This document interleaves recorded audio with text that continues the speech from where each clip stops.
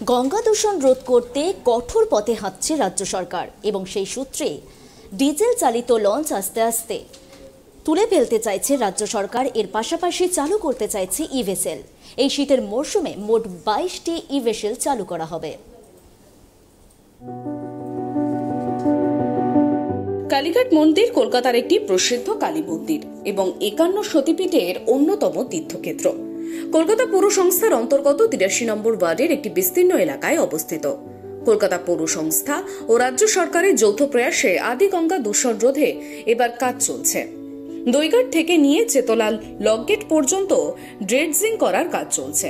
প্রায় 4 কিলোমিটার গঙ্গা দূষণ রোধ করতে একদিকে যখন প্রচার চালাচ্ছে কলকাতার পৌর সংস্থা, অন্যদিকে পলিমাটি তোলার কাজও চলছে একইভাবে। স্থানীয় কাউন্সিলর প্রবীণ মুখোপাধ্যায় উদ্যোগে এই কালীঘাট মন্দিরের পাশে ঘাটে পলিমাটি তোলার কাজ শুরু করা হয়েছে। হাজির জনমেয়র পরিষদ উদ্যান বিভাগ ও রাসবিহারী বিধানসভা কেন্দ্রের বিধায়ক দেবাশিস কুমার। হচ্ছে যে এটা মমতা ব্যানার্জির চিন্তা ভাবনা। গঙ্গা দিনের পর দিন পলি পড়ে ময়লা ফেলে মানুষ অনেক সচেতনের অভাব ছিল, সেইটা এখন আমরা ড্রেজিংয়ের কাজ শুরু করছি। এই অঞ্চলটা যেহেতু নিচু, এই বানের সময় এই অঞ্চলটা পুরো ভেসে যায়। সেইটা নিয়ে আমরা বারংবার নজরে এনেছি।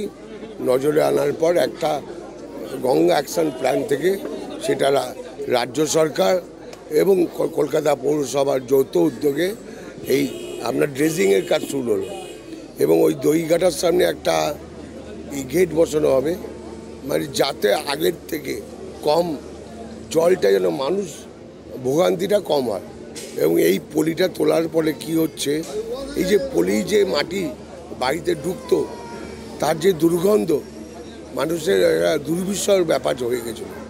সেই মানুষের আশীর্বাদ দিয়ে আপনাদের সহযোগিতার এই অঞ্চলের এবং সর্বোপরি মমতা ব্যানার্জি কলকাতা পৌর সহযোগিতায় আজ তার এখান থেকে মায়ের সতীঘাট থেকে, যেখান থেকে কালীমা এখান থেকে উদ্ভব হয়েছিল, সেখান থেকে আমাদের ড্রেজিংয়ের কাজ শুরু হলো।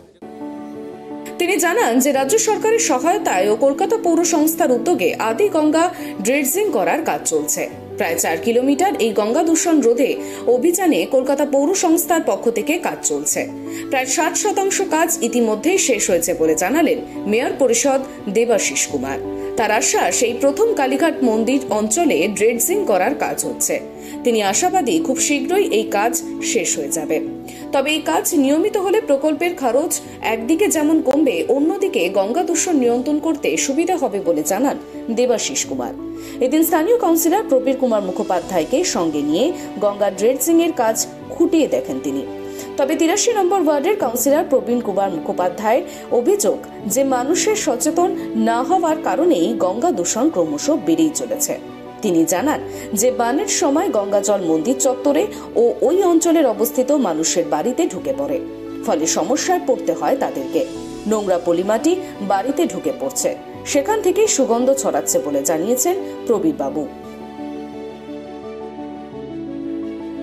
আগেই বলেছি ড্রেজিং করা হবে, শুধু তাই নয়, এটা মানে রেগুলার বেসিসে ড্রেজিংটা পিরিয়ডিক্যালি করতে হবে, যাতে এই পলিটা না এইভাবে জমে থাকে। এটা আগে কোনোদিন হয়নি, দীর্ঘদিন পরে হচ্ছে। একদম স্বাভাবিকভাবে প্রথম হচ্ছে এটা। স্বাভাবিকভাবে আমরা যদি এটা পিরিয়ডিক্যালি করতে পারি, তাহলে এত পলিও থাকবে না, এত খরচও হবে। বহু স্থানীয় মানুষের পাশাপাশি দেশের বিভিন্ন রাজ্য থেকে আগত দর্শনার্থীদেরও সুবিধে হবে এই ঘাট ড্রেজিং করার ফলে। এদিন হাইড্রোলিক মেশিনে পলিমাটি তোলার কাজ শুরু করা হয়। 83 নম্বর ওয়ার্ড থেকে নিয়ে মেয়র ফিরাদ হাকিম 82 নম্বর ওয়ার্ড পর্যন্ত সংলগ্ন এলাকায় এই ড্রেজিং এর কাজ চালায়। তবে মানুষ যদি সচেতন না হয়, তাহলে গঙ্গা দূষণ রোধ করা সম্ভব হবে না বলে মনে করছে কলকাতা পৌর সংস্থার আধিকারিকেরা। তাই এদিন গঙ্গা দূষণ রোধ করার জন্য মানুষের মধ্যে সচেতনতা সৃষ্টি করার জন্য প্রচারও চালানো হয়। গঙ্গায় যত্রতত্র আবর্জনা যাতে না ফেলা হয়, হোর্ডিং এবং ব্যানারের মাধ্যমে সেই প্রচারও চলে কালীঘাট মন্দির অঞ্চলের বিস্তীর্ণ এলাকা জুড়ে। কলকাতা থেকে আকাশ খানের রিপোর্ট, ট্রাইব টিভি।